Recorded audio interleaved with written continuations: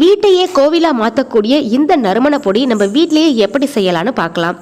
1 spoon சோம்பு, 6லேருந்து 7 ஏலக்காய், கொஞ்சமாக பச்சை கற்பூரம், 1 பிஞ்ச் குங்குமப்பூ, 5 சந்தன பிள்ளை, 1 ஸ்பூன் மஞ்சள் தூள், 10லேருந்து 12 கிராம்பு, கொஞ்சமாக ஜவ்வாது பொடி. இது எல்லாத்தையுமே மிக்சி ஜாரில் சேர்த்து நல்ல ஒரு ஃபைன் பவுடராக அரைச்சி எடுத்துக்கலாம். இதை அப்படியே நம்ம பயன்படுத்தணும் அப்படின்னா அந்த ஏலக்காவோட தோல்லாம் சரியாக மசியாது, திப்பியாக இருக்கும். அது நம்ம பொட்டு வைக்கும்போது கொஞ்சம் டிஸ்டர்பன்ஸாக இருக்கும். அதனால் ஒரு சல்லடை வச்சு நல்லா சலிச்சு எடுத்துக்கலாம். சலிச்ச பவுடரை ஒரு ஏர்டைட்டான கண்டெய்னரில் ஸ்டோர் பண்ணி வச்சுக்கோங்க.